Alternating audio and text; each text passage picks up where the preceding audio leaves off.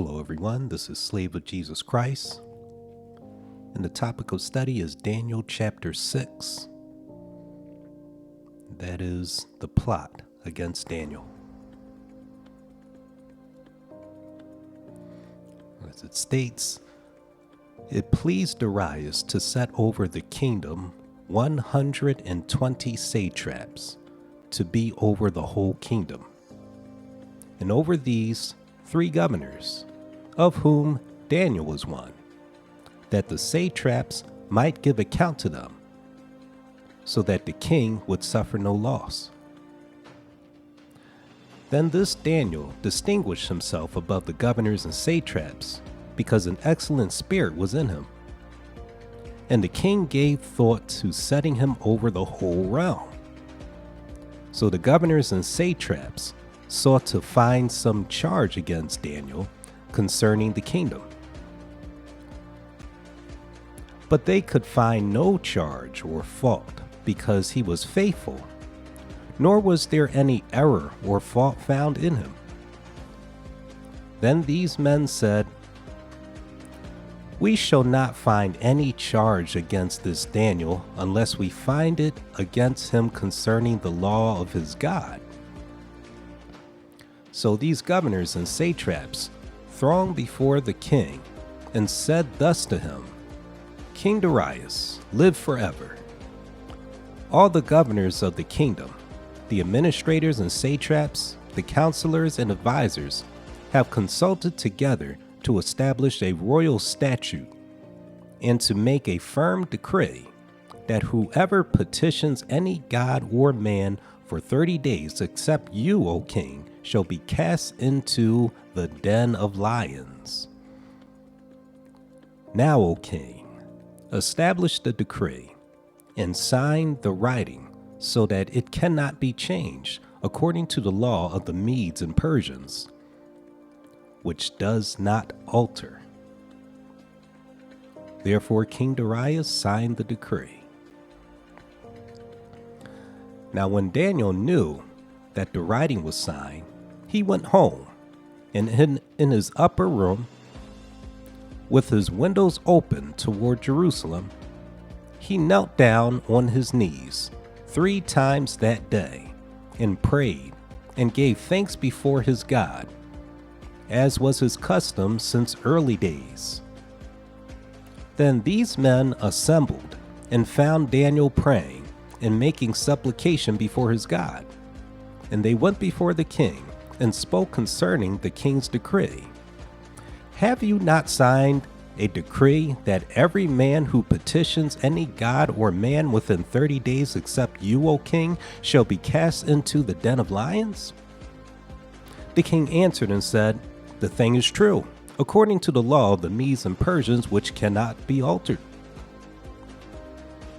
So they answered and said, "Therefore, king, that Daniel, who is one of the captives from Judah, does not show due regard for you, O king, or for the decree that you have signed, but makes his petition 3 times a day." And the king, when he heard these things, was greatly displeased with himself, and set his heart on Daniel to deliver him, and he labored till the going down of the sun to deliver him. Then these men approached the king and said to the king, "Know, O king, that it is the law of the Medes and Persians, that no decree or statute which the king establishes may be changed." So the king gave the command, and they brought Daniel and cast him into the den of lions. But the king spoke, saying to Daniel, "Your God, whom you serve continually, he will deliver you." Then a stone was brought and laid on the mouth of the den, and the king sealed it with his own signet ring and with the signet of his lords, that the purpose concerning Daniel might not be changed. Now the king went to his palace and spent the night fasting, with no musicians, and no musicians were brought before him. Also his sleep went from him. Then the king arose early in the morning and went in haste to the den of lions. And when he came to the den, he cried out with a lamenting voice to Daniel. The king spoke, saying to Daniel, "Daniel, servant of the living God, has your God, whom you serve continually, been able to deliver you from the lions?" Then Daniel said to the king, "O king, live forever. My God has sent his angel and shut the lions' mouths so that they have not hurt me, because I was found innocent before him. And also, O king, I have done no wrong before you." Now the king was exceedingly glad for him, and commanded that he should take Daniel up out of the den. So Daniel was taken up out of the den, and no injury was ever found on him, because he believed in his God. And the king gave the command that they should bring those men who had accused Daniel, and they cast them into the den of lions, them and their children and their wives, and the lions overpowered them and broke all their bones in pieces before they ever came to the bottom of the den. Then King Darius wrote, "To all peoples, nations, and languages that dwell in all the earth, peace be multiplied to you. I make a decree that in every dominion of my kingdom men must tremble and fear before the God of Daniel, for he is the living God and steadfast forever. His kingdom is one which shall not be destroyed, and his dominion shall endure to the end. He delivers and rescues, and he works signs and wonders in heaven and on earth, who has delivered Daniel from the power of the lions." So this Daniel prospered in the reign of Darius and in the reign of Cyrus the Persian.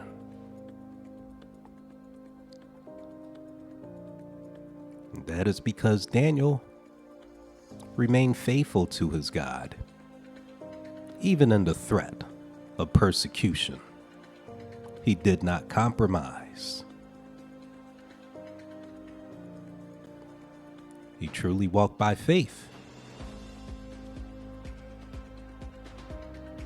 And as is stated in Proverbs chapter 11, verse 5, the righteousness of the blameless will direct his way aright, but the wicked will fall by his own wickedness. And in verse 28, he who trusts in his riches will fall, but the righteous will flourish like foliage. In Proverbs 26, verse 27, whoever digs a pit will fall into it, and he who rolls a stone will have it roll back on him. Proverbs 28, verse 10. Whoever causes the upright to go astray in an evil way, he himself will fall into his own pit. But the blameless will inherit good.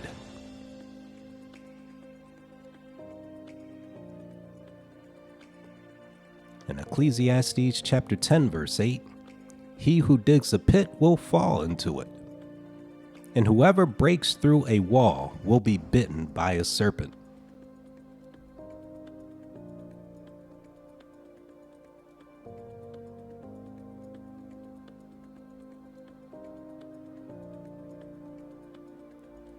So let that be a lesson to anyone who considers plotting against the righteous. If you feel envy in your heart, take that to God in repentance. Cry out for deliverance. But don't act out on that spirit of Antichrist, that spirit of this world, because no sin has overtaken you but what is common to men. But God is faithful, so that when you're tempted, He is able to help you stand up under it and pass that test. So don't give in to the desires of the flesh and to envy. Don't be tempted into digging a ditch for someone to fall, because surely in that ditch you will fall yourself. God upholds the righteous. The way of the wicked will perish.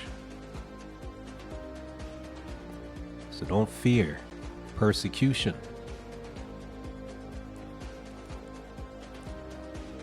God is able to deliver His people. And all those who are persecuted for righteousness' sake, their reward is great in the kingdom of heaven.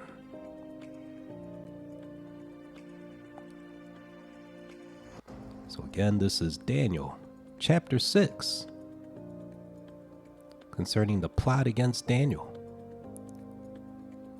and his ordeal in the den of lions.